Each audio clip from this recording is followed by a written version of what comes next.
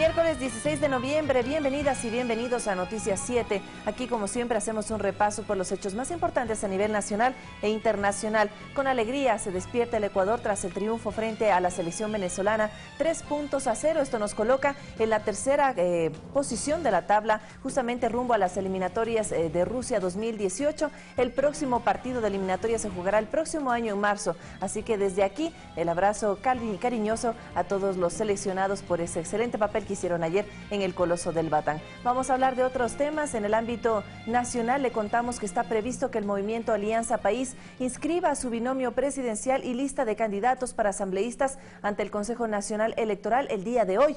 Varios de ellos han confirmado su postulación en sus redes sociales y aquí tenemos el detalles para ustedes. A través del decreto ejecutivo 1232, el presidente Rafael Correa aceptó las renuncias de los ministros José Serrano, Augusto Espinosa y Esteban Albornoz, quienes se postularán para asambleístas. En el mismo decreto se da a conocer los nombres de las nuevas autoridades encargadas en las 3 secretarías de Estado. Diego Fuentes asume el Ministerio del Interior, el de Educación lo hace Freddy Peñafiel y el de Electricidad y Energía Renovable estará a cargo de José Medardo Cadena. Los antes mencionados se desempeñaban como viceministros en sus respectivas carteras de Estado. A través de su cuenta de Twitter, Esteban Albornoz dio a conocer que encabezará la lista de los candidatos a la Asamblea Nacional por la provincia de Azuay, seguido de Doris Solís, secretaria ejecutiva de Alianza País. De la misma forma, José Serrano agradeció a la ciudadanía, a la Policía Nacional y al primer mandatario por la confianza depositada.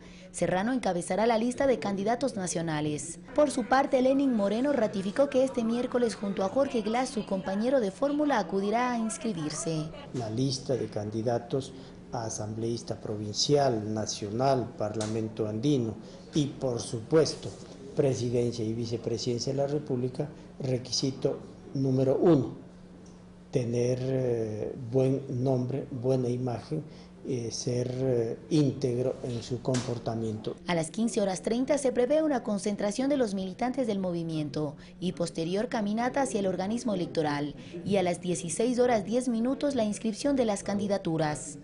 Olga Velasco, Ecuador TV. Los medios de comunicación que deseen transmitir propaganda electoral para los próximos comicios deberán registrarse hasta este jueves en el Consejo Nacional Electoral. También le contamos que el día de ayer se inscribió el tercer binomio presidencial.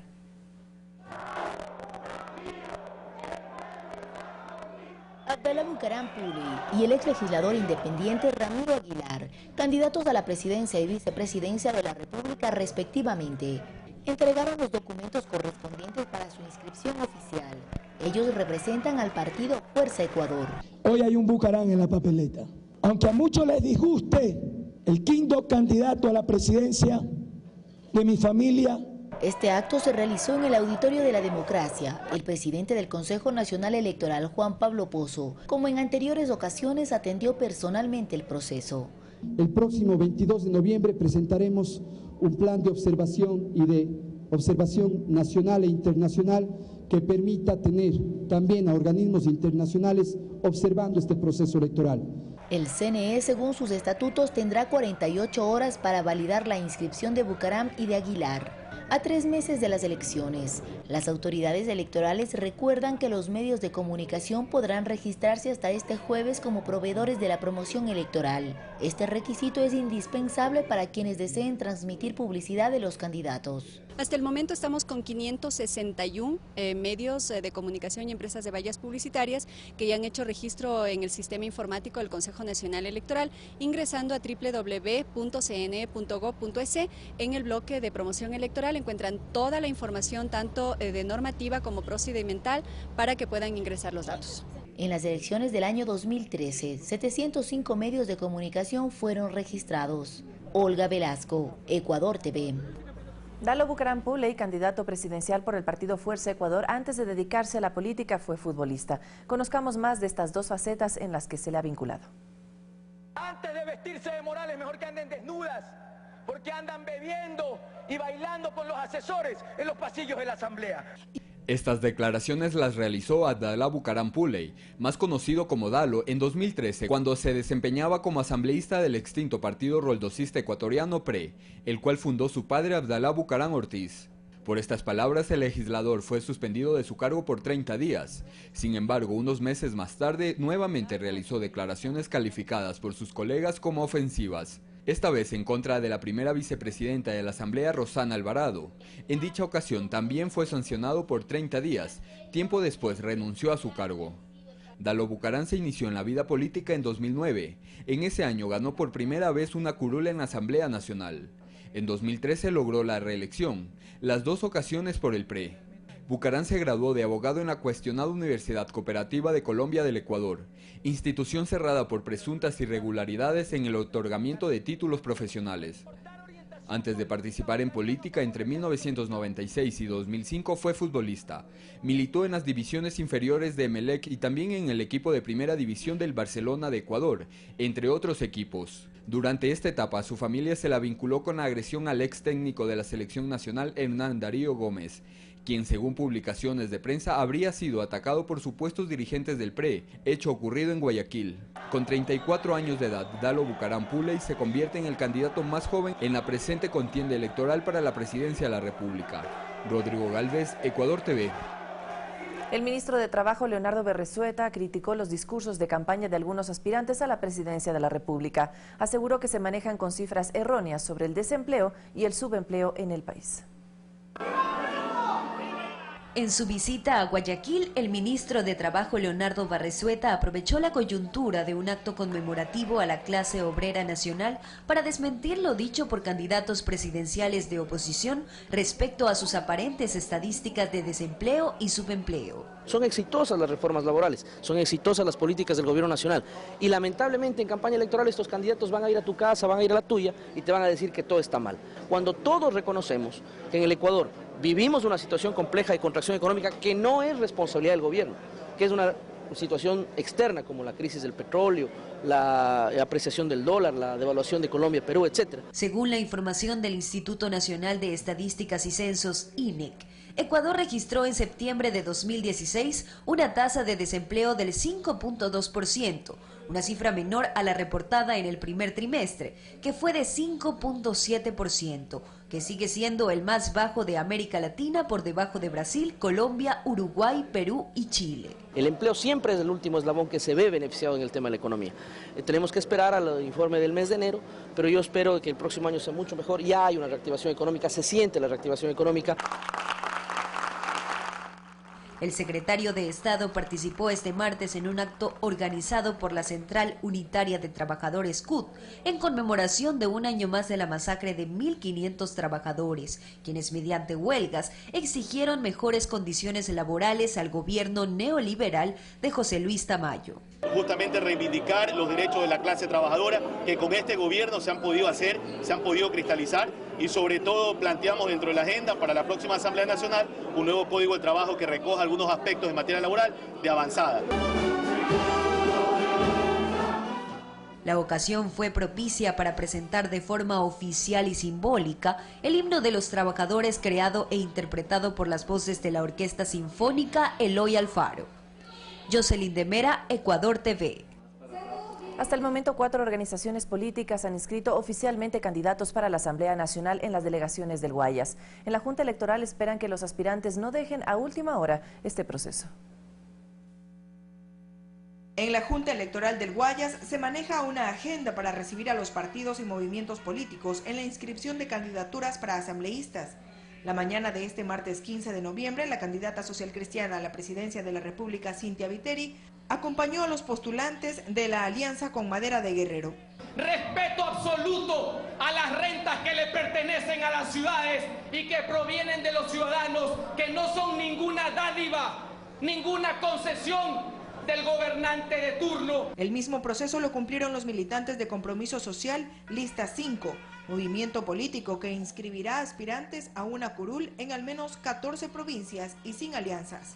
Bueno, tenemos a César Carrera, tenemos a Carlos Araujo, a Yanio Cerezo, tenemos a varios compañeros que han trabajado por el movimiento, que han sido sugerencias y que están en la participación dentro de la lista de los diferentes distritos. Por las 4 circunscripciones electorales de Guayas se han instalado sendos módulos de recepción de documentos para la revisión y posterior validación de los candidatos. En realidad, si estarían todos los requisitos bien, estarían correctos, nuestro tiempo estipulado es más o menos de 45 minutos.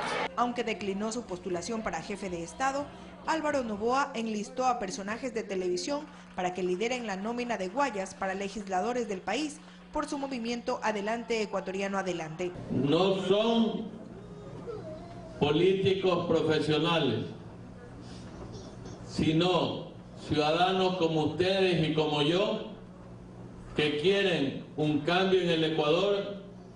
Para este miércoles 16 está previsto el registro de candidatos del Movimiento Unidad Popular y Alianza País, que se sumarán a la carrera política con el Movimiento Salud y Trabajo, y creo que ya cumplieron con este requisito. Mirta Carrillo, Ecuador TV. 6 de la mañana, 41 minutos. La Corte Nacional de Justicia dispuso la detención de los políticos Fernando Villavicencio y Clever Jiménez por el presunto delito de divulgación de documentos protegidos. La orden de prisión en contra del precandidato a la Asamblea por el movimiento Creo, Fernando Villavicencio, y del ex legislador Clever Jiménez la dictó el juez Jorge Blum, una vez que fue desestimada la apelación presentada por los propios procesados sobre la prisión preventiva dictada en octubre pasado. Además, el magistrado dispuso se envíe dicho proceso a la presidencia de la Sala Penal de la Corte Nacional de Justicia, para que se proceda al sorteo de conformación del tribunal que juzgará a Villavicencio y a Jiménez, acusados del presunto delito de divulgación de documentos protegidos. La investigación por este caso se debe por cuanto a los 12 los acusa de haber hackeado las cuentas de correo electrónicos de altos funcionarios del Estado, por ejemplo las del presidente Rafael Correa, así como las del secretario jurídico de la presidencia Alexis Mera y las del procurador Diego García. Según la Fiscalía, habrían divulgado información reservada e importante sobre la petrolera Chevron. Fernando Villavicencio ya fue sentenciado por 2 ocasiones por el delito de injurias calumniosas. En ninguna cumplió su pena por cuanto se declaró prófugo de la justicia, mientras que Clever Jiménez hizo lo propio en una ocasión al también ser sentenciado por injurias calumniosas. Recordemos que Jiménez y Villavicencio en agosto de 2011 acusaron al jefe de Estado de crímenes de lesa humanidad por supuestamente haber ordenado disparar en contra de las personas que se encontraban en los alrededores del hospital de la policía, durante la revuelta del 30 de septiembre de 2010, día de la sublevación policial. Durante 9 meses esta denuncia fue investigada por la Fiscalía, la misma que fue archivada y calificada por la Corte Nacional de Justicia como maliciosa y temeraria, dando paso a un juicio en contra de los mencionados. Rodrigo Galvez, Ecuador TV. Ecuador está de luto. En Quito falleció ayer el expresidente de la República, Sixto Durán Ballén, a los 95 años de edad. Sixto Alfonso Durán Ballén, cordobés, nació en Boston, Massachusetts, Estados Unidos, en julio de 1921, pero sus padres lo inscribieron en el consulado de Ecuador, por lo que tuvo nacionalidad ecuatoriana. Sus estudios primarios los realizó en el Colegio San José La Salle de la ciudad de Guayaquil y la secundaria en el San Gabriel de Quito. Luego estudió arquitectura en el Instituto Tecnológico Stevens en Hoboken, Nueva York, y en las universidades de Wisconsin y Columbia. Casado con Josefina Villalobos, tuvo 8 hijos. En la década de los 50, durante la presidencia de Galo Plaza, Durán Ballén trabajó en la reconstrucción de la ciudad de Ambato, destruida por el terremoto de 1949, y luego fue nombrado ministro de Obras Públicas. Fue cofundador del Partido Social Cristiano junto con Camilo Ponce Enríquez. Llegó a la alcaldía de Quito, cargo que lo ocupó desde 1970 a 1978. Posteriormente participó en las elecciones presidenciales en 1979, siendo derrotado por Jaime Roldós Aguilera. Fue diputado nacional en 1984 y luego presidente de la Junta Nacional de la Vivienda, durante la presidencia de León Febres Cordero. Por diferencias irreconciliables, Sixto se desafilió del Partido Social Cristiano, formando el Partido Unidad Republicana, que en alianza con el Partido Conservador Ecuatoriano le permitió alcanzar la presidencia de Ecuador en 1992, triunfando por sobre Jaime Nebot, con quien pasó a segunda vuelta. Durán Ballén fue presidente en el periodo 92-96. Su gobierno se caracterizó por la ola privatizadora de varias entidades, fuertes medidas económicas, la crisis energética que llevó al país a prolongados periodos de estiaje y cortes de luz. Estamos donde estábamos y no hemos retrocedido ni un paso hacia atrás. y sobre todo la guerra del Alto Cenepa, donde a Sixto se lo recuerda por su famosa frase, ni un paso atrás. Uno de los momentos críticos de su mandato fue cuando su vicepresidente, Alberto Dajic, renunció al cargo y huyó del país por graves denuncias por disposición arbitraria de los llamados fondos reservados. Terminada su presidencia, Durán Ballén fue elegido diputado por Pichincha en 1998. Entre 2001 y 2003 fue embajador en Londres. En 2006 se presentó como candidato al Parlamento andino por la Unión Demócrata Cristiana, pero no resultó electo. Sixto Durán Ballén falleció este 15 de noviembre en su hogar, en la ciudad de Quito, por causas naturales. Fabricio Ceballos, Ecuador TV.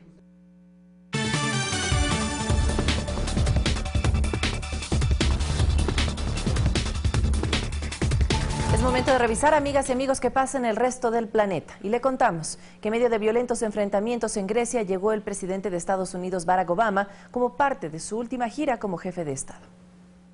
El presidente de los Estados Unidos, Barack Obama, llegó a Grecia, la primera parada de la última gira internacional como jefe de Estado, donde reconoció su sorpresa ante la victoria del republicano Donald Trump en las elecciones presidenciales y advirtió de los riesgos de un nacionalismo étnico. Ante el primer ministro, Alexis Tsipras, pidió para Grecia un alivio de su deuda pública para facilitar el crecimiento económico. Su visita estuvo marcada por movilizaciones.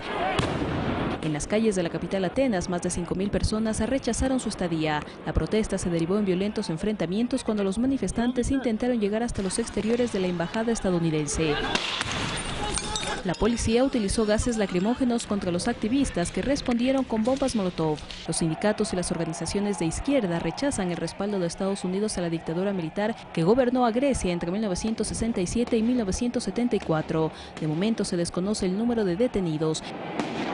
Es la primera visita de un mandatario estadounidense en 17 años. Este jueves y viernes Obama estará en Alemania, donde se reunirá con sus principales aliados de Francia, Italia, España y Reino Unido, para luego llegar a Perú y participar de la cumbre de líderes del Foro de Cooperación Económica Asia-Pacífico. Fanny Lara, Ecuador TV. En Venezuela, el Tribunal Supremo de Justicia ordenó a la Asamblea Nacional de mayoría opositora abstenerse de continuar el juicio político contra el presidente Nicolás Maduro al considerarlo inconstitucional y le prohibió al legislativo realizar actos que puedan alterar el orden público, lo que intensifica el enfrentamiento entre los poderes públicos. Esta decisión se tomó horas después de que el secretario ejecutivo de la coalición opositora, Jesús Torrealba, anunció el fin de la tregua con el gobierno.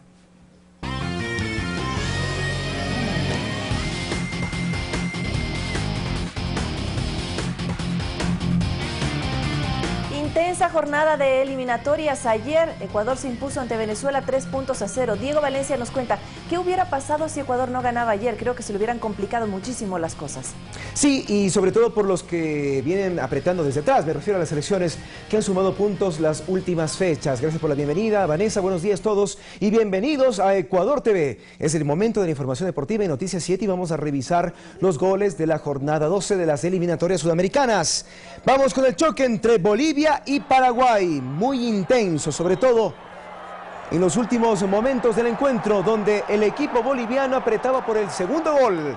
Vamos a revisar el tanto de Marcelo Moreno Martins.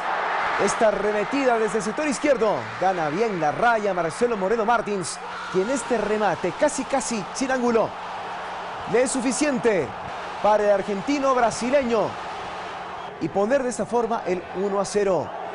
Definitivo, favorable para el equipo del altiplano. Una vez más, la reiteración de la jugada. Bueno, el gesto técnico de Marcelo Moreno Martins y el gol entre las piernas del defensor. Está a un punto de convertirse, o a un gol de convertirse más bien, en el goleador histórico de la selección boliviana. Vamos a revisar los goles de Ecuador. Aquí está el centro desde la derecha y por supuesto el remate de Arturo Mina, el Rey Arturo. Cuando el partido se mostraba más cerrado, no llegaban los goles de la selección ecuatoriana, a pesar de que estaba controlando el espacio, la pelota y por supuesto todo el tiempo del encuentro. Se vino a broquelar la selección venezolana y a pesar del orden con el que se defendía, llegaba este tanto para poder abrir la cancha, el remate de Mina y de esa forma dejar sin chance a la defensa y al portero del conjunto venezolano. 1-0 a los 51 minutos, ganaba Ecuador. Vamos a ir a revisar a los 82 minutos qué pasó con este remate de Miller Bolaños. Luego de el remate que termina siendo un centro de Ender Valencia, desde el sector derecho llega Miller para cerrar la pinza y decretar el 2-0. El conjunto ecuatoriano, sobre todo en esa última parte del encuentro, estos últimos 20 minutos, lo controló absolutamente todo. Y prueba de eso es de que en base a un contragolpe bien delineado, gracias a una lectura buena del encuentro, que lo hizo el profesor Gustavo Quinteros, llegaron los goles del equipo tricolor. Vamos a revisar a los 85 qué fue lo que ocurrió luego del contragolpe también del conjunto ecuatoriano. Gana esta pelota Renato Ibarra, Walter Ayoví Corozo para Miller Bolaños, 3 atacan, 1 defiende, habilitación para Ender Valencia y el remate del conjunto nacional para poder poner el 3-0. En ese momento Ecuador era una tromba, no le alcanzaron los pulmones al conjunto venezolano porque de allí en más lo que se notaba era un dominio del conjunto nacional. Ya a los 85 minutos llegaba este tanto de Ender Valencia para el 3-0. Con esto Ecuador se pone en zona de clasificación para estar en Rusia 2018. La pelota que venía de Renato Ibarra, que al final fue el hombre del partido. Alguien que se destaca no solo por sus goles, sino también por su capacidad para poder habilitar aquí el tercer tanto del encuentro de Ender Valencia a los 85 minutos. 3-0, victoria del conjunto ecuatoriano. Vamos a revisar lo que ocurrió entre Argentina y la selección de Colombia. También victoria de 3-0 del conjunto de Lionel Messi, quien a los 9 minutos marcaba de esta forma al puro estilo del Fútbol Club Barcelona. Mucho se le reclama a Messi que no puede conseguir goles de esa factura. Pues bueno, ayer lo hizo Lionel. Aquí está el tiro de zurda, buscando el ángulo superior de la mano izquierda del portero colombiano, Ospina, que vuela intentando llegar, pero no llega. Messi con una clase enorme, con el talento de los elegidos. Messi y el 1-0 para la selección argentina y el respiro de Bausa, un respiro de tranquilidad. Vamos a revisar lo que ocurrió con Lucas Pratto al minuto 22. Pratto y el gol, Pratto y el 2-0. Pratto y la diferencia ampliada, favorable para el conjunto albiceleste. Qué buena la habilitación y mejor la definición de alguien que juega de forma distinta. En primera instancia Messi y luego el cabezazo de Pratto, a pesar de la exigencia a la que fue sometida. El portero Ospina no llegaba a ese remate y quedaba tiempo para más, claro. Al minuto 83, alguien que no venía haciendo un buen partido, pero luego de este desprendimiento desde el sector derecho de Lionel Messi, recibe un banquete. Ángel Di María para marcar el 3-0. La tercera del conjunto argentino, la tercera de la tranquilidad. Una goleada que le viene a dar cierto margen de respiro al técnico Edgardo Bausa, a quien prácticamente lo pusieron en una situación de amenaza, de que si no ganaba este encuentro, pues tenía que renunciar, tenía que irse. Ángel Di María, el remate, gracias al pase de Lionel. Vamos ahora a revisar lo que ocurrió entre Chile y Uruguay. El choque que redita por lo que ha ocurrido últimamente, sobre todo a nivel de la Copa América, un casi clásico del fútbol sudamericano. Chile 3, Uruguay 1. El 1 de Uruguay fue este tanto de Edinson Cavani al minuto 16. El remate de Cavani deja sin chance a todo el mundo. Trabajo de pivoteo, habilitación, rebote y luego la habilitación de Suárez para Cavani. Y el 1-0 favorable para la selección celeste. La respuesta chilena vino de esta forma. A los 46 minutos, Eduardo Vargas, antes de que el árbitro pite el final del primer tiempo, luego de esta desprendida de Alexis Sánchez, habilitación para Bonsellur, el centro y Vargas. El 1-1.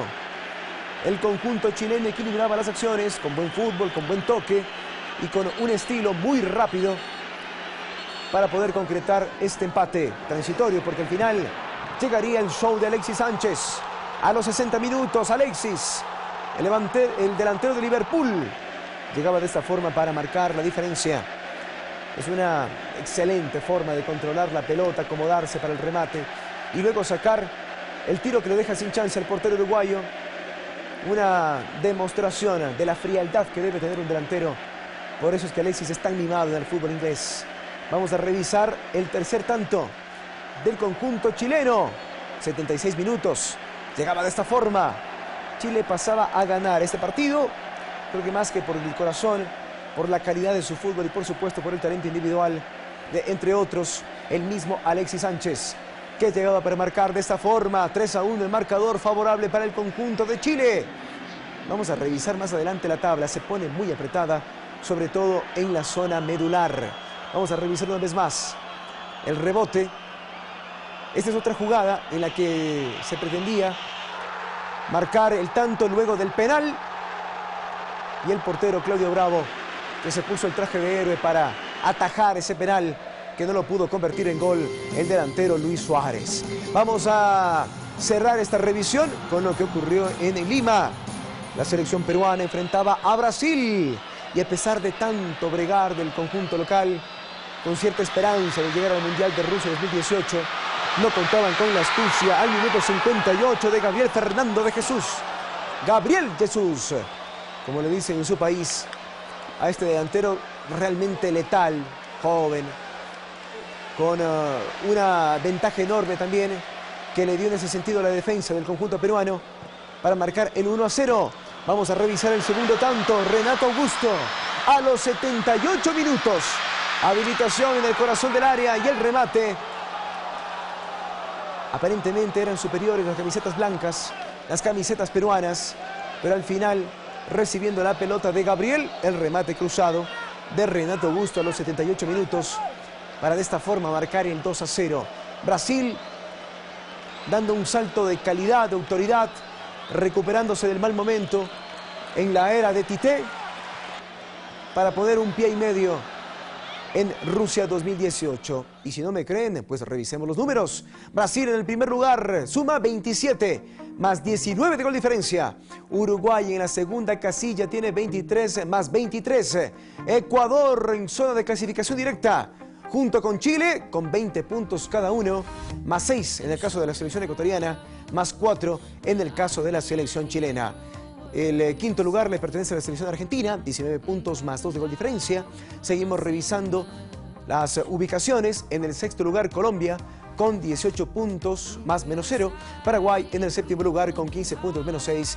Perú en el octavo lugar con 14 puntos y menos 2. La selección boliviana está en la novena casilla con 7 puntos menos 21. Y la selección de Venezuela con 5 puntos y menos 15.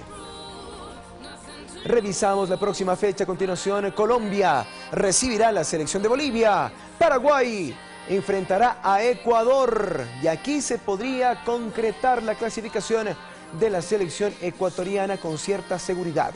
Argentina frente a la selección de Chile, partido pendiente en Buenos Aires. Mientras tanto, Venezuela enfrentará a la selección de Perú y Uruguay enfrentará a Brasil. Hasta aquí los deportes, nos vamos a una pausa y regresamos con más de Noticias 7. Volvemos en una hora con más información deportiva. Sigan con nosotros, es la señal tricolor de la pasión, Ecuador TV.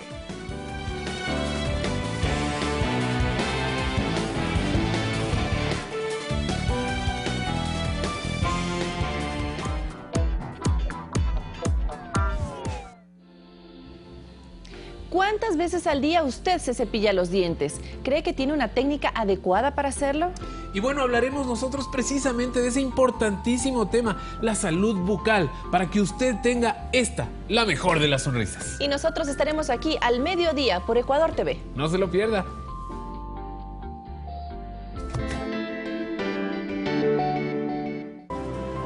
Yo no veo a mi hija en una silla de ruedas, yo la veo de pie. No quiero recibir las cosas fáciles. Yo quiero buscarlas. Estoy pasando por uno de mis mejores momentos, la publicación de mi primer libro. Yo sé que esto es un reto que es de todos y yo lo asumo. Are you having fun? Yeah. Alrighty. Yeah. Doc TV Latinoamérica nos trae La Mujer Maravilla sobre Ruedas, sábado 17 horas. Desde que llevé mi oficina a la casa, todo está mucho más tranquilo, doctor.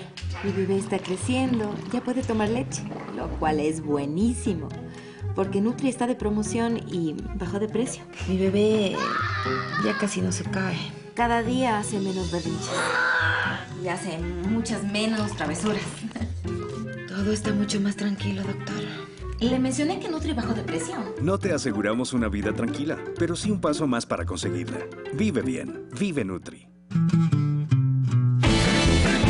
Éramos completamente desencajados de todo lo que había. Los compañeritos izquierdosos decían que éramos pequeños burgueses. Suena, es como recursivo claro, eso. Y los derechosos decían que éramos comunistas extremistas y en realidad lo que éramos un grupo de fumones anarquistas. De Contrabando, todos los jueves, 22 horas.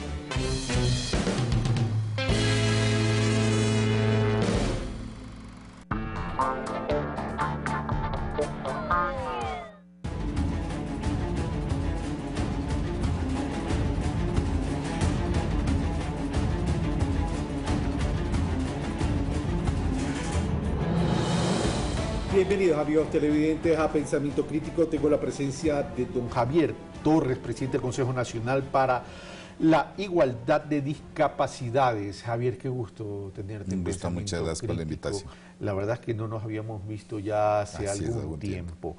Bueno, la tercera conferencia de turismo accesible a realizarse en Manta del 8 al 10 de diciembre es una conferencia y un evento tremendamente importante. Pero el turismo accesible no se va a poder dar en la medida que los gobiernos autónomos descentralizados, y me refiero específicamente a los municipios, no entren en la onda de trabajar por este tema de la accesibilidad para personas en condiciones de discapacidad. En ese sentido, podemos tener muchas conferencias, pero si los municipios no se terminan de enganchar, no va a pasar nada, Javier, y tú y yo lo sabemos. Así es. Bueno, gracias por la invitación. Lo importante aquí es rescatar, porque cuando se logra hacer la primera conferencia, que es en República Dominicana, se logra visibilizar una empatía que debe haber, la correlación entre la necesidad de un turismo accesible para todos, hablemos con o sin discapacidad, porque a fin de cuentas la persona con discapacidad está con su entorno familiar. Identificamos y se ofreció que Ecuador tenía el compromiso de hacer la segunda conferencia y la tercera será en Panamá. Creemos que es importantísimo. ¿Por qué? Porque esto va a enseñar en la práctica esas acciones que te van a determinar de las mejores experiencias de otros países para poder implementar acá. Pero lo que tú dices en la lógica es lo más importante. Si los municipios no se empoderan y no proyectan, porque ellos tienen direcciones de turismo y comparten el trabajo con el MINTUR, si no se dan cuenta de la potencialidad que tienen en sus propias ciudades para generar economía, para generar el turismo, para generar consumo, para generar hotelería, eso lo van a perder. Entonces lo importante de esta conferencia va justamente en ese enfoque. ¿Qué es lo que tienes que hacer para mejorar esa infraestructura y cómo lo puedes hacer? Para crear concientización. El tema que los gobiernos autónomos descentralizados, y no solo los gobiernos autónomos descentralizados, sino también algunos sectores privados, ven al tema de la discapacidad como una minoría. Y eso te lo digo por experiencia. Tú tienes una discapacidad, yo tengo una discapacidad. Durante un mes y medio estuve en silla de ruedas también por la fractura de mi pie. Como no tengo la otra pierna, no podía apoyarme. Y vi las limitaciones que hay en las ciudades como Quito, también como Guayaquil. No se diga en las ciudades intermedias y más aún en las ciudades pequeñas. Entonces, no se quiere atender a esas minorías porque requiere grandes inversiones, según ellos, y poca rentabilidad. Que no la, o sea, y hay poco retorno. Entonces, no lo ven desde el punto de vista y los aspectos social, sino lo ven desde el punto de vista de números, de Kushki. Claro, pero cuando tú le ves en correlación y le logras vender la idea a una infraestructura hotelera y le dices, ustedes tienen temporada baja, en la cual les puedes manejar tarifas preferenciales hacia las personas con discapacidad, hacia la tercera edad, le vas a dar una proyección que ellos van viendo y decir, claro, Tengo temporadas bajas, pero es atractivo para los serranos en la costa, para los costeños en la sierra, para los de la Amazonía a la costa o la Amazonía a la sierra. Entonces, no se han dado cuenta que hay esos plus en los cuales te permite implementar que esas acciones que te determinan y que no son mucho gasto, ¿no? Sino que es de voluntad, es de poder saber. Muchos hoteleros dicen, ¿para qué hago rampas si acá no vienen personas con discapacidad? No, ese es el punto.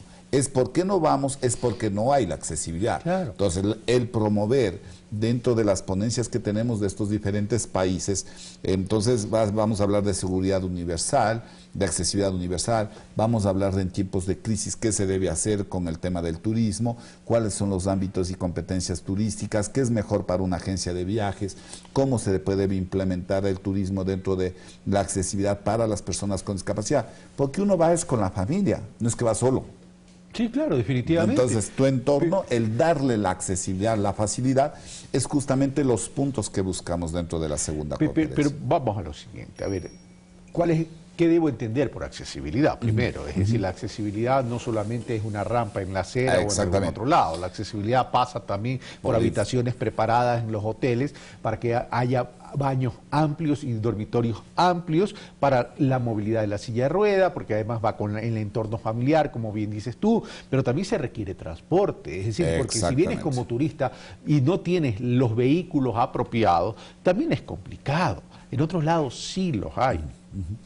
Esa es la idea. El concepto es justamente vender esa idea porque se han creado cooperativas de asociaciones de personas con discapacidad, pero hay que lograr fortalecer el transporte público porque en ese entorno los municipios tienen ese compromiso.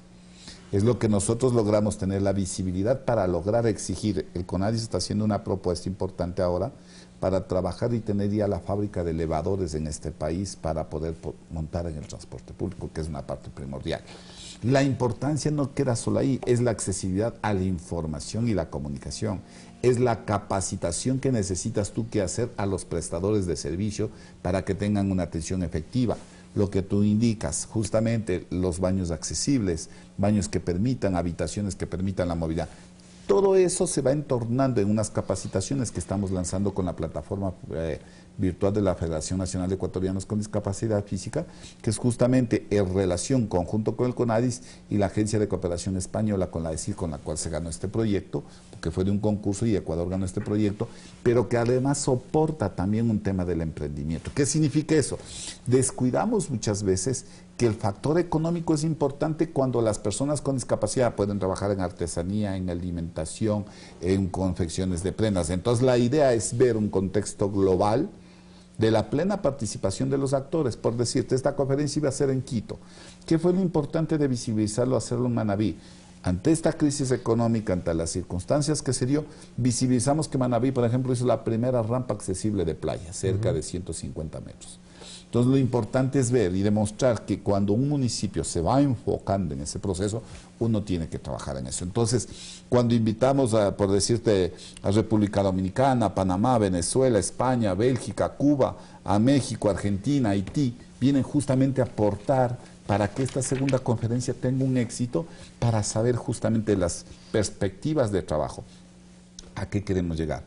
Que los municipios entiendan, que el MINTUR comprenda también como las instituciones públicas vayan justamente asumiendo las corresponsabilidades como lo estamos haciendo ahora con el MINTUR. Estamos trabajando en eso, promoviendo este turismo, promoviendo el evento, promoviendo lo que hemos ideado, las alfombras de playa con las llantas recicladas, con resina hemos creado alfombra de playa que va a permitir a personas con discapacidad llegar hasta el mar sin tener que enterrarse en la arena.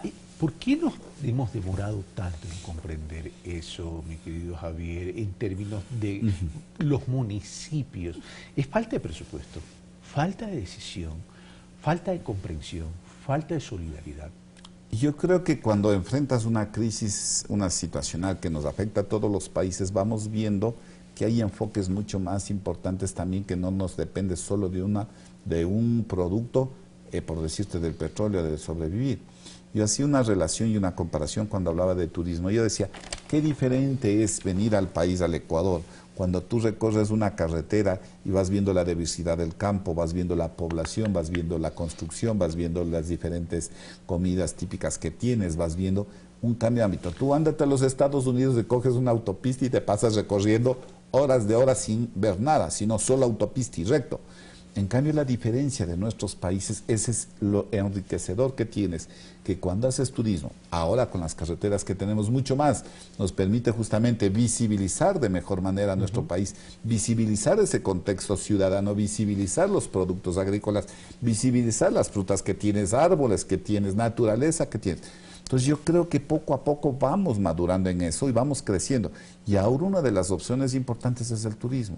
Creo que Ecuador ha sido reconocido, Quito ha sido reconocido muchas veces por el ámbito turístico, pero no hemos profundizado en el tema que el turismo es para todos, que el turismo debe ser accesible para todos. ¿Quién no necesita hacer un momento recreacional? ¿Quién no necesita sacarle a la abuelita, aunque sea en su silla de ruedas, a dar una vuelta en el parque? Claro, creo que ese trabajo que lo estamos haciendo con los municipios. Claro, y en este sentido estamos hablando de discapacidad no solo para las personas en condiciones de discapacidad física, intelectual, etcétera, sino también para las personas de tercera edad, evidentemente. Ahora, cuando tú pones el ejemplo de Estados Unidos, de las carreteras, sí, coincido contigo, los paisajes del Ecuador es para envidiar, y en Estados Unidos vas por una línea recta y no ves nada, es verdad también, en determinados estados. En determinados, por determinados supuesto, estados. no siento todo. Pero sí hay algo que tiene Estados Unidos y es que cada determinadas millas, cada determinados kilómetros tienen las estaciones de servicio donde uno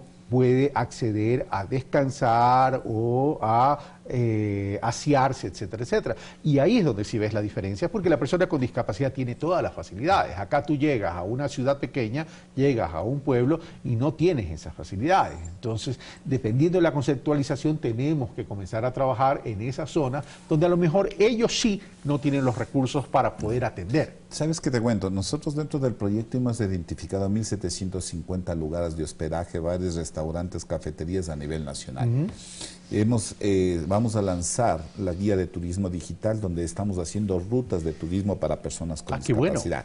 Hemos identificado restaurantes, cafeterías y hoteles donde tú puedes llegar en las diferentes regiones del país. Entonces, ¿qué nos va a permitir?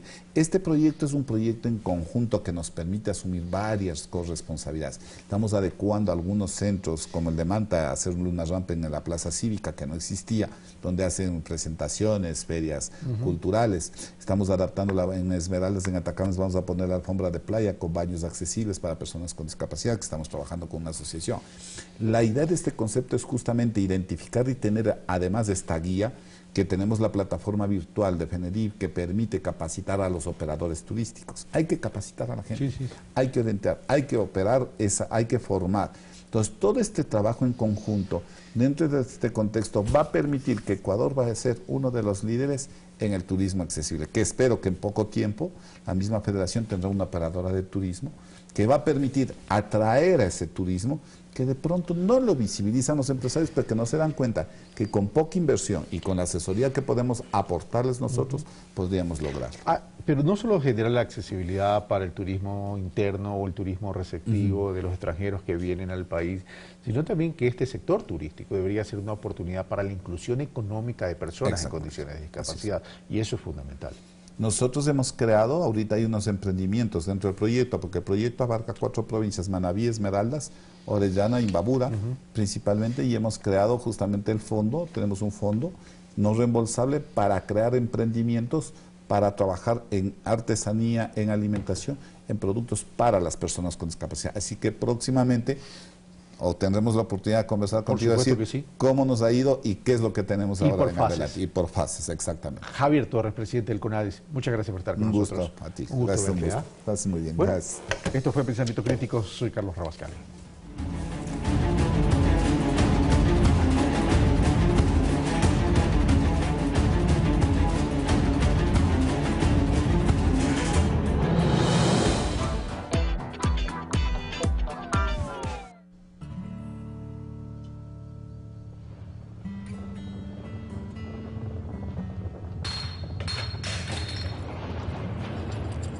Esa noche, apenas la tierra dejó de temblar, vi a mi alrededor y me di cuenta de lo afortunada que era.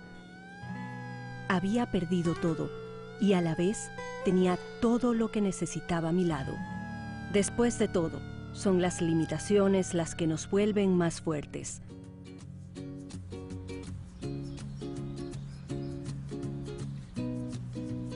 La reconstrucción ya es un hecho. Hoy ya son más de 10.000 familias indemnizadas. Seguro Sucre, más seguros que nunca.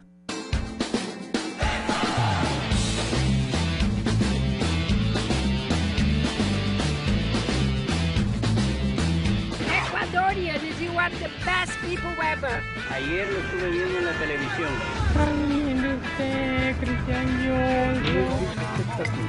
Este es un lugar de parada obligatoria. Como embarazar la arte más grande. Este sábado a las 19 horas por Ecuador TV. Tal vez no nos hemos dado cuenta, pero en la actualidad los robots son parte de nuestras vidas. Están en nuestros hogares, hacen las tareas cotidianas, fabrican nuestros autos. Esto podría llegar a verse como una conspiración global, la forma en que la inteligencia artificial ya está incorporada a nuestro mundo y ya dependemos de ella. Mundo del futuro, jueves 20 horas.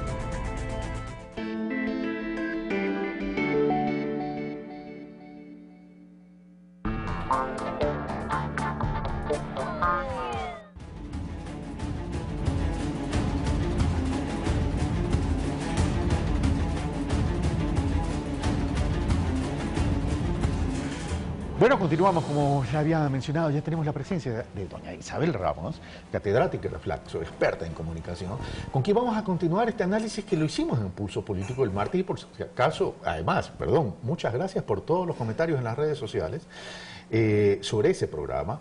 Las redes sociales y los medios de comunicación en época de elecciones. Isabel, qué gusto tenerte acá. Estoy abusando de ti porque te tengo el martes, ahora te tengo yo agradezco la invitación, espero que la gente no se canse de ver siempre la misma cara. Ya, seguro que no se va a cansar y además es un tema tremendamente importante.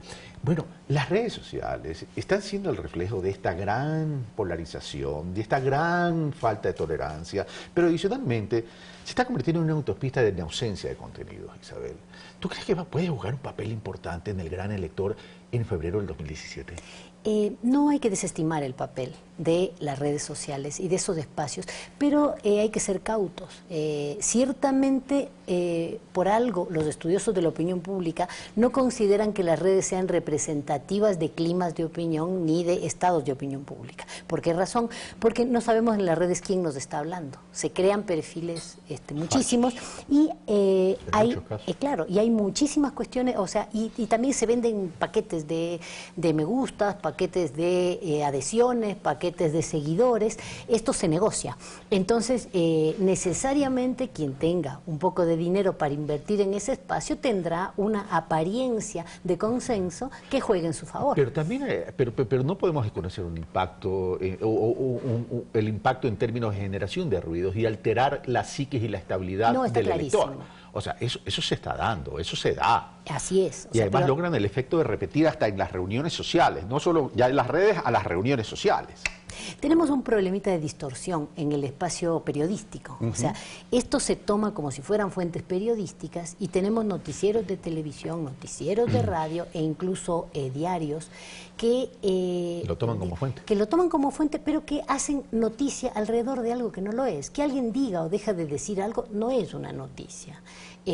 O sea, nosotros nos han enseñado en la facultad que noticia es un producto comunicacional construido a partir del uso de diversas fuentes, pero que tenga que ver con temas de relevancia pública, que alguien, por más personalidad pública que sea, diga o no diga, o se exprese de determinada manera, no es en sí mismo información, no es en sí mismo noticia. ¿Qué tan efectiva están, con qué tanta efectividad están usando las redes sociales, por ejemplo, las campañas y los candidatos? Porque tú el día martes en Pulso Político coincidías con esto con José Rivera, es decir, no están interactuando, es decir, siguen haciendo una comunicación de una vía, mandan el mensaje, pero no interactúan. Y la interacción es importante en la vida, más aún en una campaña electoral. Estamos viendo los resultados de Donald Trump, ¿no? Así es, se ha perdido de vista justamente esta potencialidad de las redes sociales. Si tienen alguna, yo soy bastante escéptica de las redes precisamente por la cuestión del anonimato y por la cuestión de que se trata de un espacio privatizado. Pero de todas maneras, es importante entender que si alguna potencialidad tienen es la de facilitar la interlocución. Esto no se por lo menos deberían. Exactamente, o sea, es una potencialidad. No creo que se esté aprovechando porque se lo está usando como herramienta de mera difusión. Es decir, la red, el Twitter, el Facebook están supliendo al viejo boletín de prensa. Más cortito, más conciso, pero está funcionando como boletín de prensa. Los candidatos, sus estrategas están utilizando eso. Pero además están utilizando una herramienta que yo no sé qué tan efectivo es. De ruido hace, definitivamente hace ruido. Los famosos memes. Los famosos memes a través de las redes sociales se han vuelto la comidilla al día. Se ha vuelto, no hay día que no haya y cada día se están amplificando. Con contenido muy pobre, por cierto, que en muchos casos se pueden disfrazar de denuncias no comprobadas, pero están posicionando una verdad entre comillas. Que se reitera. ¿Cierto? Otra potencialidad de las redes es la posibilidad de reiteración. Y otra cuestión, la mutua ratificación. Esto es fantástico. O sea, ¿articulación con los medios? Claro. Yo vengo coloco un contenido que no es un contenido. No está investigado, no está fundamentado, pero eso por reiteración, ¿sí? Y por réplica de distintos espacios termina configurando un discurso mutuamente ratificatorio que tiene fuerza. Eso es lo que se está aprovechando en realidad. Manipulando el pensamiento y el comportamiento del elector. Y claro, se está colocando una cuestión como si fuera un hecho comprobado. Se lo está haciendo por la vía de la reiteración y por la vía de la réplica en espacios diversos. Ahora, hay algo nuevo que se está presentando en esta campaña y que tú lo mencionaste en Pulso Político, que es esta comunicación circular o esta información circular, triangulada. Me voy al exterior, genero una noticia en el exterior manipulada, la replico acá, como que del exterior hay una fuente de credibilidad, entonces todo el mundo hace caso. Pero para eso ya, por más estrategia que sea, tienes que articular con una serie de actores. Así es. Entonces, eso se puede dar de forma simplemente gratuita. No me refiero exactamente al tema monetario, sino me refiero de forma voluntaria de la gente. Esto no pasa por casualidad. Hay que ser muy conscientes de que esta circulación circular, gracioso, valga la redundancia. Valga la redundancia, pero ilustra muy bien. Alguien que no tiene mucha entidad, que no se quiere hacer cargo, o que no tiene el tema sólidamente investigado, o todas las opciones anteriores, ¿sí? Coloca un contenido pobre consigue, digamos, la participación, la connivencia, hay que decirlo, de un medio de comunicación internacional cuyas credenciales no conocemos. No se conocen en el país. Responsabilidad en tal sentido, porque se dice, hay informes, hay tal cosa, pero no se muestra el informe, no se muestran los datos y tampoco hay firmas de responsabilidad. Pero hay que decir que esos son denuncias sin denuncia, porque una denuncia, primero, los medios de comunicación no son espacios para denunciar, ¿sí? Son espacios para informar, son espacios para analizar, ¿sí? Entonces se coloca algo que parece ser una denuncia, pero que no está en la sede adecuada. Claro, pero los hechos de corrupción se denuncian en sede judicial. Claro, pero ellos mantienen que hay un periodismo de investigación. Calificar para periodismo de investigación es difícil. Hay que tener diversidad de fuentes. Hay que tener no solamente fuentes de origen distintos, sino que hay que hacer un trabajito de exploración documental. Hay que tener un background histórico desarrollado. Esto difícilmente los medios latinoamericanos, los medios ecuatorianos lo hacen. Es decir, tener identificados los personajes con un background sólido, sabiendo, acá por ejemplo se presenta alguien y dice, ex ministro de Economía. No se acuerda la gente y no le hacemos acordar en los medios de comunicación. ¿Cuál fue el rol en su momento? ¿Cuál fue el rol en su momento? ¿En qué gobierno? ¿Qué intereses representó? ¿Y qué resultados lograron? Eso es un background periodístico que alimenta procesos de periodismo de investigación. Las fuentes, otra cosa importante, las fuentes anónimas no son fuentes, son insumos para el trabajo del periodista de investigación. Claro, pero ellos dicen, es que no puedo revelar mi fuente. No, está bien que no pueda revelar su fuente, esto está fantástico, pero citar algo por la vía de fuentes anónimas, se dice fuentes bien informadas, fuentes cercanas a tal espacio, está muy bien en tanto y en cuanto esto sirva de insumo para ir a buscar esa información en documentos, en otras fuentes, en otros espacios. Es decir, es para trabajar. La fuente anónima no indica por sí misma. Negrito, una pregunta rapidita. A ver, el tema de todas estas denuncias sistemáticas en contra de Jorge Glass, ¿pueden tener un efecto negativo en la campaña electoral y en la disminución de la preferencia electoral, por un lado, y por el otro lado te pregunto rápido, la presencia de Mauricio Pozo ya como binomio de Cynthia Viteri, en lo que tú dices, analista económico, pero ex ministro de Economía y hoy ya candidato, es decir, lo que me estás diciendo es que su análisis económico ya de por sí nacía sesgado por su participación, por su rol en el gobierno de Lucio Gutiérrez y hoy candidato a la vicepresidencia. Y por los intereses que representa. Los ciudadanos ecuatorianos debemos estar claros que los candidatos de cierta tendencia representan intereses. El periodismo tiene la obligación de darnos a conocer cuáles son estos intereses. Esto es una cosa. Las denuncias que tienen este grado de sistematicidad, precisamente por reiteración, pueden llegar a influir, en tanto y en cuanto no se sepa responder con solvencia. El lugar de la denuncia es otro lugar. ¿Sí? Al periodismo le debemos exigir credenciales de investigación que validen esa información y los ciudadanos debemos ser protagonistas. Y en cuanto a la pregunta de un eventual impacto negativo a la preferencia electoral en cuanto a disminución del binomio Moreno. Es posible. Digo, depende esto de la respuesta. La campaña, los estrategas de campaña en Jorge Glass deben estar preparados para que pase esto y pasen muchísimas más cosas. Hay que tener una capacidad de respuesta solvente que posicione justamente esta cuestión. Lo que nos están ofreciendo es basura. ¿Hay diferencia en la utilización de las redes y de los medios de parte del gobierno nacional con los candidatos de la oposición?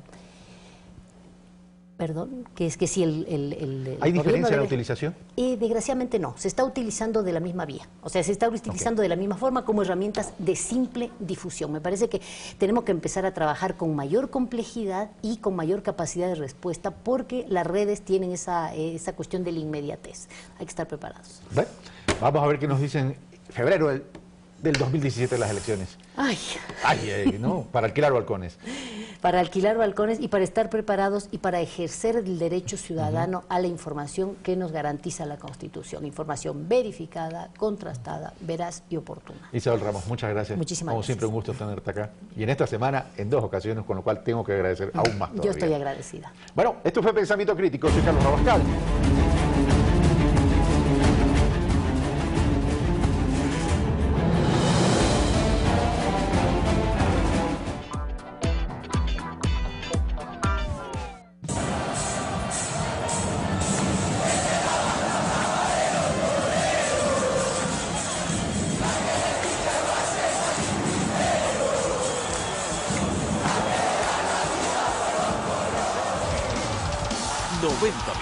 De vibrantes emociones, jugadas intensas, trabajo en equipo,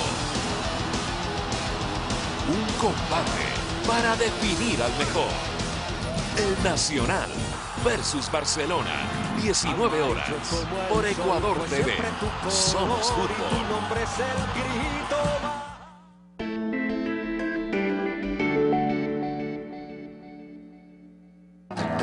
Yo sé que un día tuviste sueños, no viste un río cuando pequeño, pero tu alma se te alegraba, vuelve a tu canto de turpial. La polarización es quizá la palabra que mejor define a la Venezuela de estos días. Un panorama complejo marcado por la inseguridad galopante, la escasez de productos básicos, la insuficiencia de insumos médicos y las colas interminables para conseguir casi cualquier cosa. Mundo al revés. Jueves, 22:15.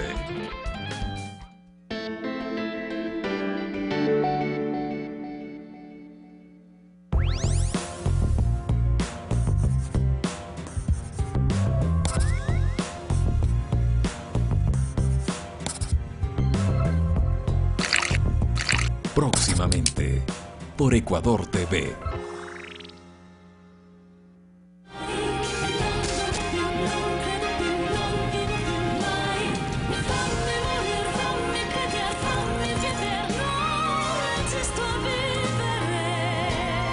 La princesa y el general, de lunes a viernes, 18:30.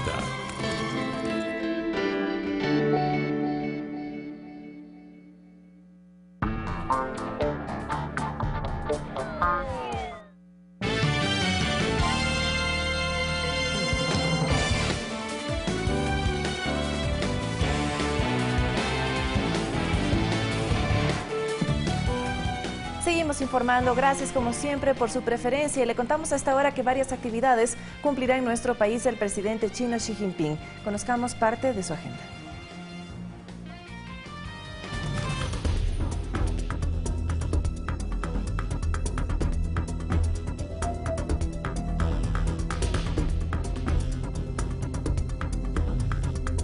Este viernes se tiene previsto que el jefe de Estado chino, Xi Jinping, participe de la inauguración de la hidroeléctrica Coca-Cola Sinclair junto al presidente Rafael Correa, desde las instalaciones del ECU 911 en Quito.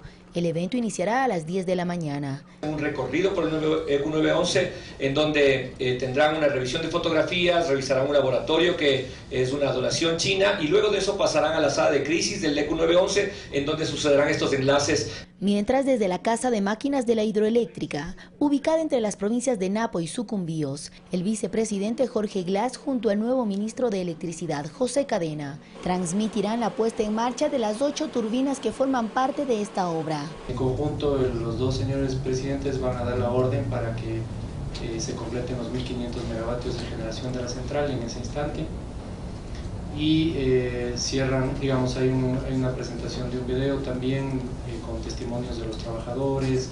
En la misma transmisión se conectarán con la ministra de Salud, Margarita Guevara, quien junto a autoridades del gigante asiático desde Chone realizarán un acto simbólico que dará inicio a la construcción de 2 hospitales con financiamiento chino, casas de salud que fueron afectadas por el terremoto del pasado abril. El hospital de Chone de 120 camas y con el hospital de Bahía, que es de 80 camas del hospital, bordea los 75 millones de donación para los 2 hospitales. Con la visita del mandatario chino, se prevé fortalecer las relaciones bilaterales y fomentar la inversión en nuestro país, así como la firma de varios acuerdos de cooperación. Olga Velasco, Ecuador TV. La relación comercial de China con el continente americano evidencia un destacado crecimiento en la economía asiática. En el siguiente reportaje veamos indicadores sobre su relación con países como Estados Unidos y algunos de América Latina. El Banco Mundial anunció en el año 2010 que China se convirtió en la segunda potencia de la economía mundial y se prevé que para el año 2030 ocupe el primer sitio. En este sentido es evidente que esté relacionado en varios ámbitos con países en todo el mundo, no se diga en América. Ha sido tan grande digamos, el ingreso de los mercados chinos, por ejemplo a Estados Unidos, que capitales americanos han invertido en China. Si comparamos a China con la más grande economía que es de Estados Unidos, ambas naciones sostienen enormes acuerdos comerciales y compiten en varios sentidos. Sin embargo, Estados Unidos tiene una balanza comercial desfavorable que bordea los 350 billones de dólares. Además de que China es el más grande tenedor de la deuda pública del país norteamericano, la cual según el Departamento del Tesoro supera los 1.260 billones de dólares. Y las grandes empresas americanas tienen sucursales casi en todo China, ¿no? Y eso es beneficioso porque ha abaratado los productos, ha habido mayor utilidad, mayor crecimiento económico. Por otra parte, hay grandes inversiones estadounidenses. Un ejemplo, más de 20.000 empresas de capital mixto operan en China continental. En cuanto a América Latina, no deja de ser menos importante las relaciones sur-sur. Con respecto a otros países, el Ecuador es de los que apenas en la última década ha comenzado a aprovechar este vínculo beneficioso con China. Hoy en día China sí representa para Ecuador un 3.5% como socio comercial, ¿no? Pero si diversificamos ahora, más adelante representará un 12-15%. Para nuestro territorio, el país asiático representa el principal financista de los proyectos estratégicos en marcha. En el caso peruano, es el segundo socio comercial, además de un vínculo cultural particular, pues alberga a la colonia china más grande de América Latina desde 1849 y la balanza comercial de Perú es favorable. En el caso chileno, la relación es aún más profunda. El país sudamericano encuentra en China su principal socio comercial. Además, tienen un tratado de libre comercio desde el 2005 y las exportaciones de Chile superan los 18.000 millones de dólares. Ha dado una especie de respiro a Latinoamérica, porque Latinoamérica ha sido un gran comprador de los chinos, pero los chinos también nos han comprado cierto tipo de materias primas. entre ellas, por ejemplo, al Ecuador el petróleo. En términos generales, para el comercio sur-sur, China representa el 41% y es el destino de la mayor porción de nuestros productos primarios, entre derivados del petróleo, minerales, frutas, así como productos del mar. César García, Ecuador TV.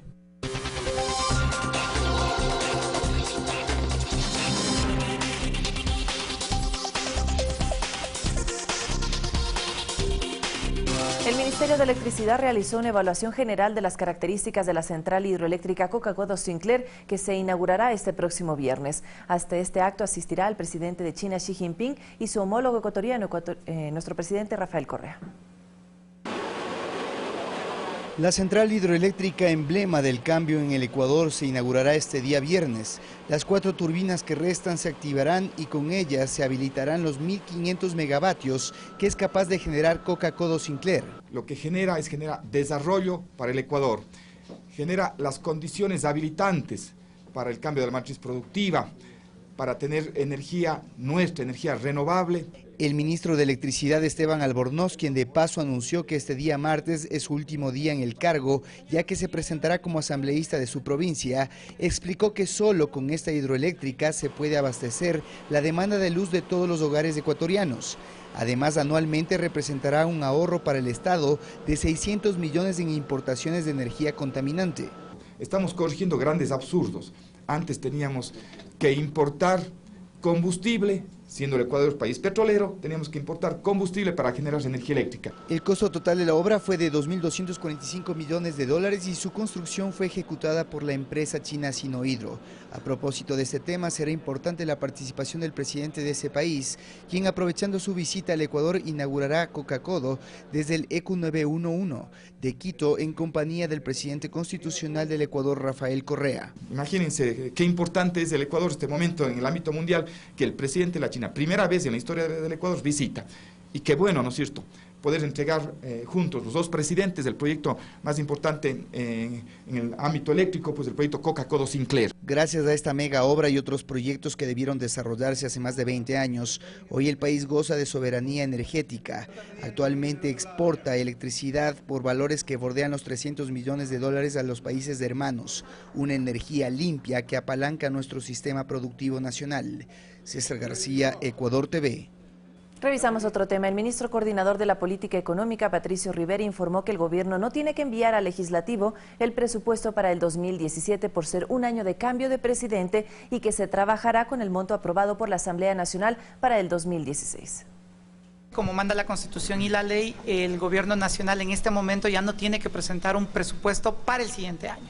Es el nuevo gobierno, una vez posesionado, que tiene un tiempo para poder presentar su nuevo presupuesto a la Asamblea. ¿Qué va a pasar entonces? Que durante el ejercicio fiscal 2017, mientras se posesiona el nuevo gobierno y mientras envía la proforma presupuestaria a la Asamblea, regirá el actual presupuesto prorrogado. Es el mismo monto global dentro del presupuesto general del Estado. Lo que hace el Ejecutivo en ese caso es hacer algunas reformas dentro de ese techo, pero el techo es exactamente el mismo. La recuperación económica permitirá entonces que lo programado dentro del presupuesto permita financiar las erogaciones normales. 7 de la mañana, 38 minutos, y varios televisores que fueron ingresados de manera ilegal a nuestro país por la frontera sur serán subastados a través del proceso en línea por el Servicio Nacional de Aduanas del Ecuador. El Servicio Nacional de Aduanas del Ecuador lanza una nueva subasta al público, esta vez con la modalidad de subasta en línea, donde la ciudadanía tiene la ventaja de participar desde la comodidad de su casa u oficina. Y con esto queremos brindar mayor transparencia y seguridad a las personas que postulen en estos procesos de subasta. Lo pueden hacer desde cualquier parte del país, ya que el proceso en línea así lo permite. Solo deben ingresar a la página web, registrarse y empezar a llenar los datos personales. Una vez que se inscriben en el lote, la inscripción tiene un costo que es el 5% de un salario básico unificado, estamos hablando de $18.30, el cual se le genera una liquidación para que una vez que haya cancelado ya pueda participar en la subasta, ¿no? Entonces, en este momento ya puede participar y comenzar a ofertar, a hacer la puja, y esta puja es por varios días, cada día puede ir viendo cómo va el avance, si su postulación o el valor que ofertó es el más alto o si hay otra postulación más alta, ¿no? El proceso de inscripción inició este 11 de noviembre. Los productos que se pujarán son 8 televisores, los cuales cumplieron un proceso legal después de su decomiso en los diferentes operativos que se realizan en la frontera sur. Las mercancías son ingresadas desde el Perú. Por lo general utilizan vehículos pequeños para ser transportados acá al interior del país, utilizando vías no habilitadas, el paso que se denomina el contrabando hormiga. Maritza Castillo, Ecuador TV.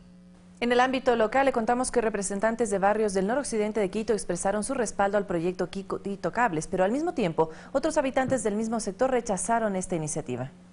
Un sueño anhelado que hemos tenido. Ocurrió en las inmediaciones de la Casa Municipal. Quienes dijeron representar a un colectivo de 30 barrios del noroccidente de Quito aseguran que el proyecto Quito Cables será beneficioso. Aquí estamos para ayudarle a la propuesta del Quito Cables.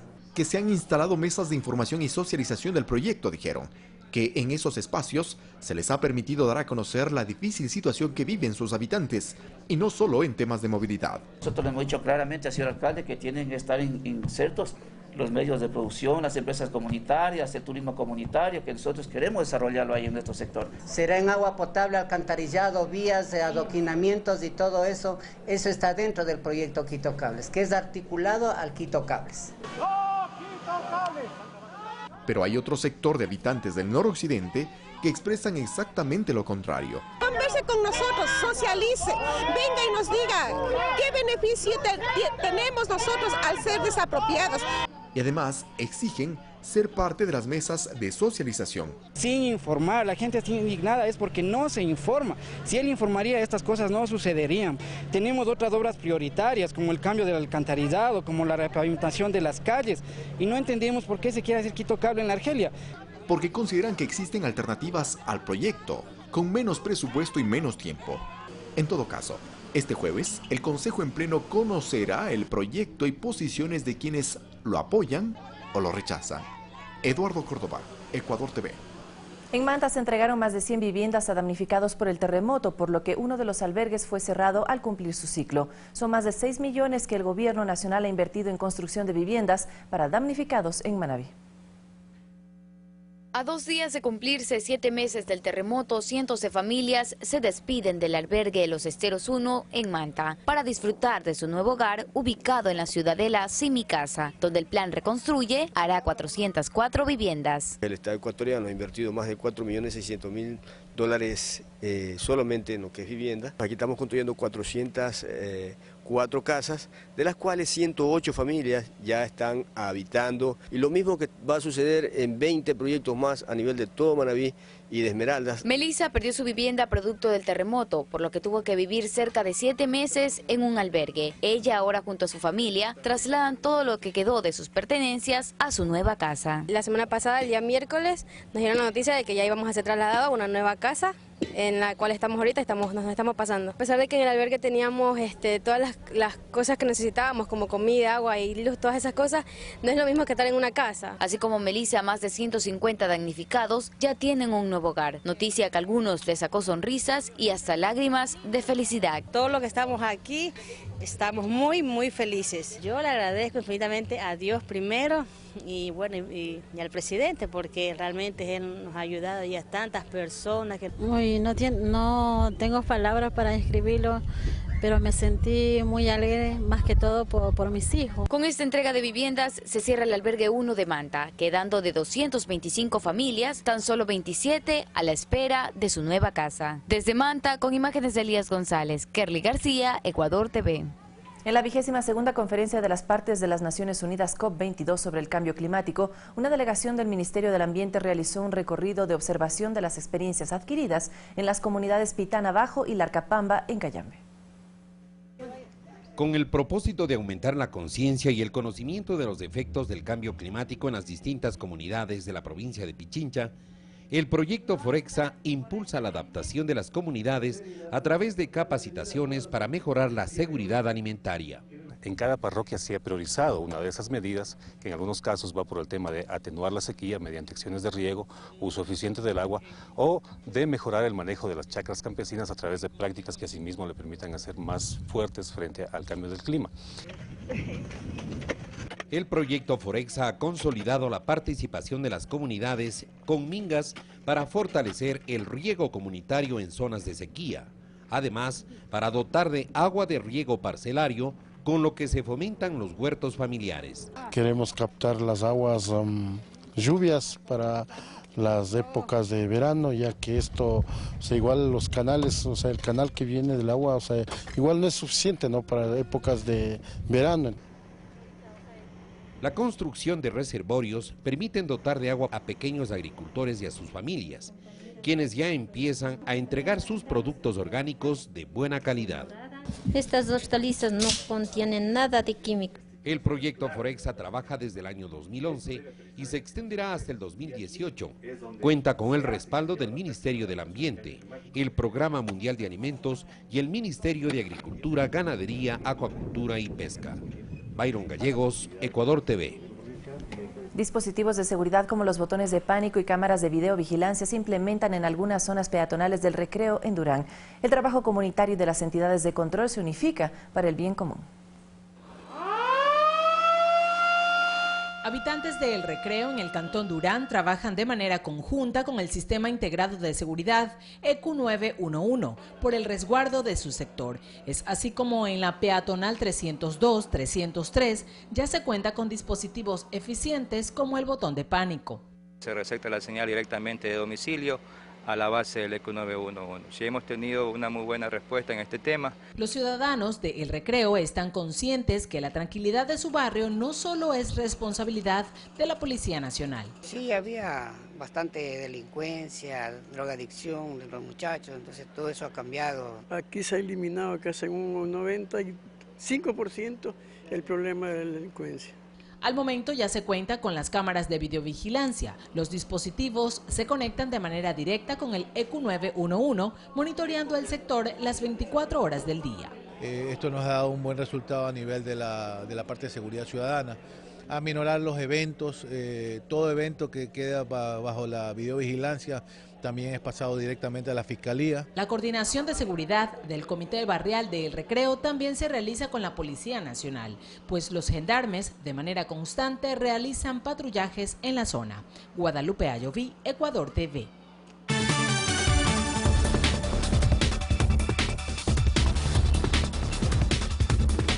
Noticias internacionales. Este martes finalizó el interrogatorio del fundador de Wikileaks, Julian Assange, sobre una denuncia de violación presentada contra él en Suecia en 2010. El proceso culminó tras 2 días de audiencia en la Embajada de Ecuador en Londres, donde se encuentra desde 2012. El fiscal ecuatoriano Wilson Toainga fue el encargado de hacer las preguntas en presencia de la fiscal sueca Ingrid Esgren, de su abogada Jennifer Robinson. Los resultados de este proceso serán enviados al gobierno de Ecuador. En Haití, los damnificados por el huracán Matthew rechazan la disposición de desalojar los refugios habilitados como albergues. Además, se reanudan los bombardeos en Siria. Rusia inició una gran ofensiva en contra del terrorismo. Aquí un resumen de noticias internacionales. Familias haitianas damnificadas por el paso del huracán Matthew, que afectó a la isla hace más de un mes, rechazan la intención del gobierno de desalojarlos de los refugios en los que actualmente viven. También exigen una mayor atención del gobierno para recibir víveres y atención médica. En la ciudad de La Calleb, los damnificados protestaron para defender su derecho para permanecer en los albergues, pues las autoridades locales, sin una solución alterna, han ordenado el desalojo de los centros educativos que están siendo usados como viviendas temporales, debido a que las instalaciones serán usadas como recintos electorales en las próximas elecciones. En Italia, más de 500 refugiados procedentes de África Occidental que estaban a bordo de una embarcación en el mar Mediterráneo fueron rescatados por la Guardia Costera. En la operación participaron 5 equipos coordinados. Las autoridades informaron el fallecimiento de 5 personas que se encontraban a la deriva en una lancha construida con tubos de neumáticos. Más de 4.000 personas han fallecido este año en su intento por llegar a Europa a través del mar Mediterráneo. En medio del proceso de diálogos que mantiene la oposición y el gobierno venezolano, la Asamblea de mayoría opositora desaprobó la prórroga del decreto presidencial de emergencia económica por considerar que la crisis del del país ha empeorado. El voto a favor de la negativa parlamentaria no contó con el apoyo del bloque oficialista, alegando que los sectores de oposición mantienen intenciones diferentes a las presentadas en las mesas de diálogo. En Siria se implementa una nueva ofensiva militar para recuperar la ciudad de Alepo. Aviones de combate rusos atacaron por primera vez en semanas, objetivo de los grupos terroristas. Los ataques están apoyados por lanzamientos de misiles crucero desde barcos rusos. Los ataques han dejado a una persona muerta y otras 5 heridas. La ofensiva militar se registra en las ciudades de Idlib y de Homs. En Kabul se registró un nuevo ataque terrorista en las inmediaciones del Ministerio de Defensa de Afganistán, que hasta el momento deja 4 muertos y 11 heridos. El ataque suicida estaba dirigido a un vehículo oficial que transportaba miembros de la Seguridad Nacional. Ningún grupo terrorista se ha responsabilizado por este ataque. Carlos Flores, Ecuador TV.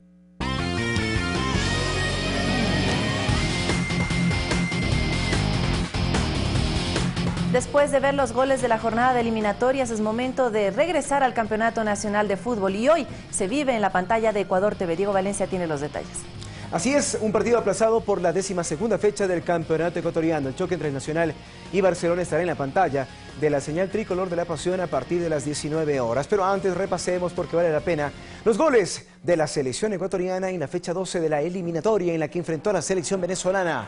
Vamos a revisar el gol de Arturo Mina, el gol de Mina. El ex Independiente del Valle que jugó haciendo pareja de centrales con Luis Caicedo y que, conociendo bien el Estadio Olímpico Atahualpa, pudo resolver aquella presión que sentía la selección ecuatoriana porque el gol no llegaba frente a los venezolanos.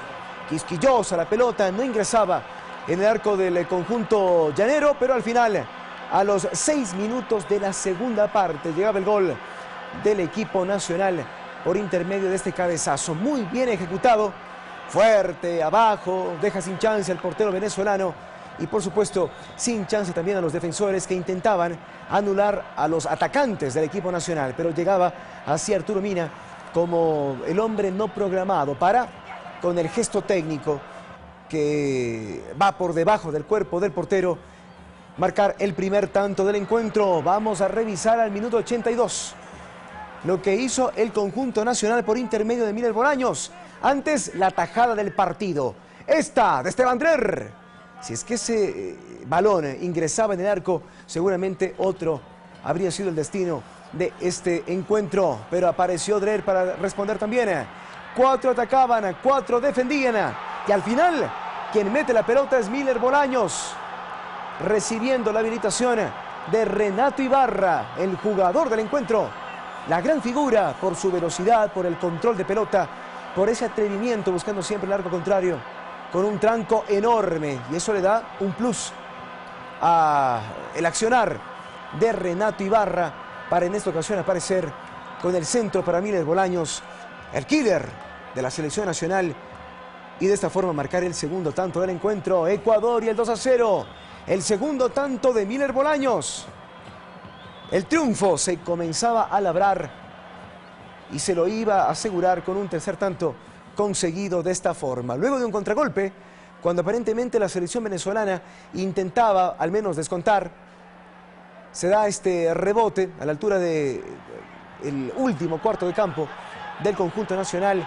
La pelota que se larga por el sector zurdo para Miller Bolaños, la recibía de Walter Ayoví Corozo. Habilitación de Renato Ibarra, el hombre del partido para Ener Valencia, y la tercera del encuentro a los 85.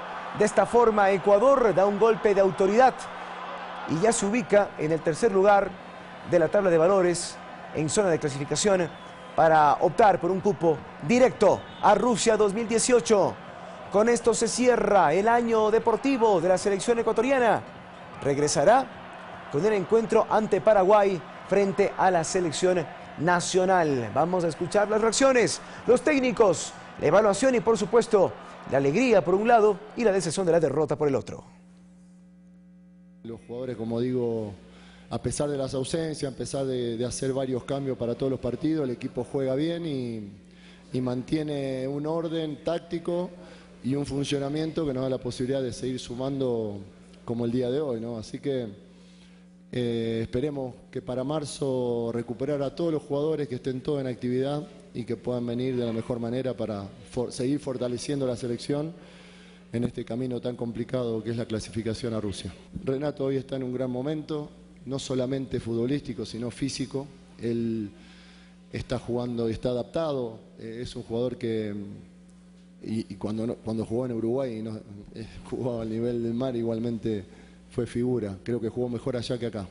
En mi análisis, independientemente del resultado, los jugadores que bajo estas circunstancias en un futuro inmediato puedan desarrollar un trabajo positivo, de un buen rendimiento, porque ante un rival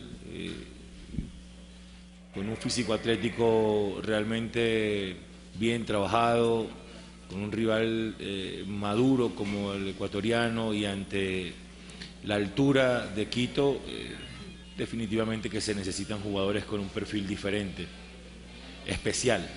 Nosotros hemos encarado el partido de una manera muy positiva.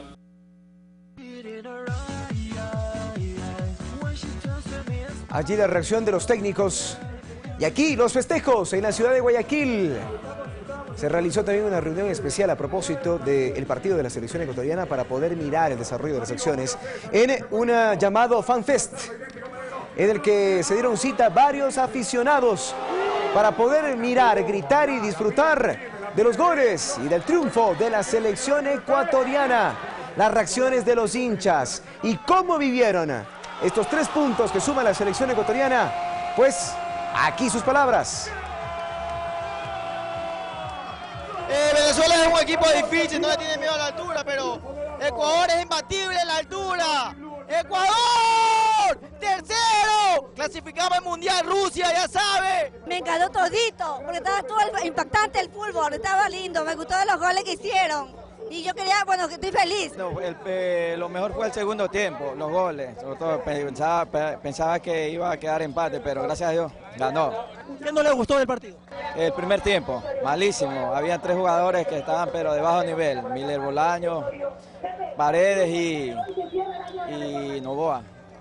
El segundo tiempo estuvo espectacular con los 3 goles. ¿Qué no le gustó?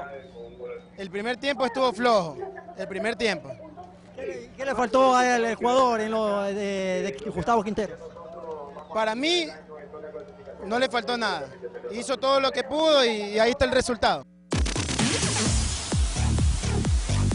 Así se resume, ¿no? No le faltó nada a la selección ecuatoriana. Ganó, gustó y goleó, dirían los periodistas deportivos tradicionales. Vamos ahora a revisar lo que ocurrió en cambio en esta fecha en la que no todo fue alegría, la reacción de los jugadores argentinos tras el partido frente a la selección de Colombia.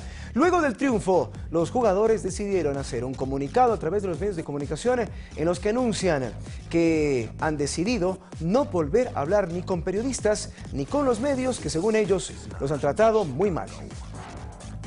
Preferimos estar todos así y dar la cara antes de mandar un comunicado porque es más frío y no nos tenemos que esconder de nada. Como ya saben, porque acá se sabe todo, estamos acá para comunicarles que hemos tomado la decisión de no hablar más con la prensa. Obviamente ustedes saben por qué, ¿no? Recibimos muchas acusaciones, mucha falta de respeto y nunca dijimos nada.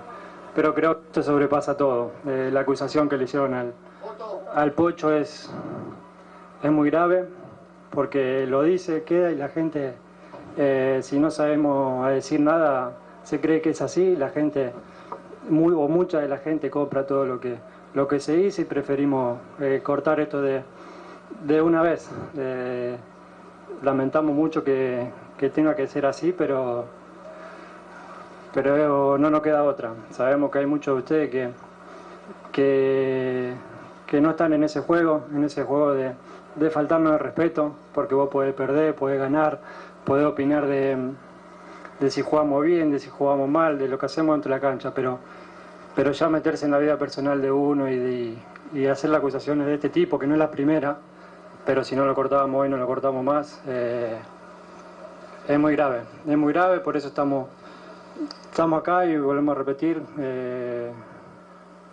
no vamos a entrar en el juego ese, no van a seguir matando, no van a seguir diciendo 1.000.000 de cosas como viene siendo, pero nosotros no vamos a ser partícipes de eso. Así que queda dicho. Muchísimas gracias y buenas noches.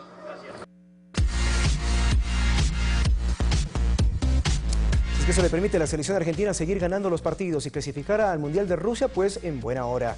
Vamos a cambiar de tema y regresamos al tema local, porque el Nacional se enfrenta a Barcelona esta noche a partir de las 18 horas con 55 minutos. Me estoy refiriendo al inicio de la previa y por supuesto luego el encuentro que se vivirá aquí en la pantalla de Ecuador TV. Vamos con la previa, vamos con la información que guardan los técnicos y por supuesto las novedades de ambos equipos.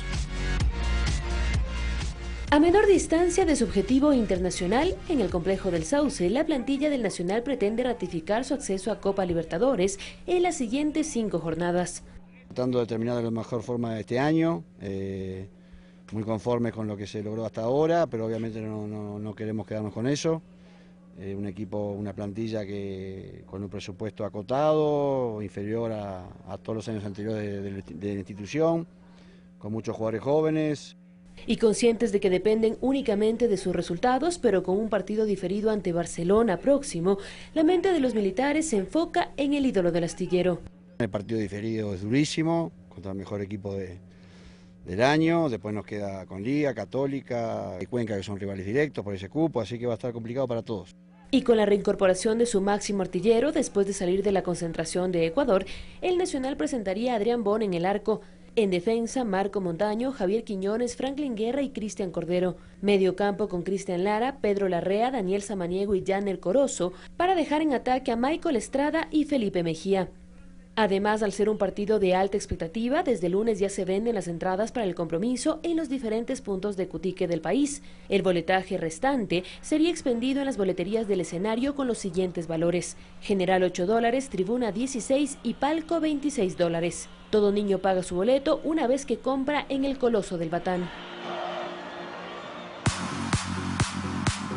Barcelona continúa con su preparación de cara al encuentro del próximo miércoles en el Estadio Olímpico Atahualpa ante el Nacional de Quito, partido que en su momento fue diferido. Los amarillos esperan conseguir sumar puntos en la altura, con el objetivo de alejarse aún más en la tabla general de su inmediato perseguidor, el Emelec. Si toca, seguir con la misma convicción que siempre he tenido, bueno, poder cada partido enfrentar de la mejor manera y bueno, cada oportunidad que me brinden poder aprovechar al máximo. Se prevé que los jugadores Mario Pineda y Marcos Caicedo, quienes se encuentran concentrados con la selección nacional, se unan en la capital de la República luego del partido eliminatorio ante Venezuela, mientras que Darío Aymar y Pedro Pablo Velasco ya practicaron con normalidad. Ser un rival muy complicado, aún más en Quito, la verdad que rival muy duro, pero bueno, como nosotros tenemos que planear nuestro partido de una mejor manera y bueno, poder ir a sacar los 3 puntos, que es lo que queremos. La oncena que ha estado probando el estratega uruguayo Guillermo Almada sería con Banguera, Valencia, Arriaga, Ordóñez, Roosevelt Loyola, Calderón, Márquez, Díaz, Esterilla, Vera y Castillo. Hasta aquí los deportes y Noticias 7. Les invitamos y les recordamos, antes de las 18 horas con 55 minutos, el horario del partido de la transmisión que tendremos entre Nacional y Barcelona, que nos acompañen a las 13 horas con más información deportiva en El Equipo aquí en Ecuador TV. Un abrazo para todos, un día repleto de deportes. Un abrazo. Gracias, Diego. 13 horas El Equipo, 13 horas con 45 minutos, Noticias 7. Lo que viene a continuación, la comunidad disfrute de su jornada y preste atención porque vienen más noticias de su interés. Buenos días a todos.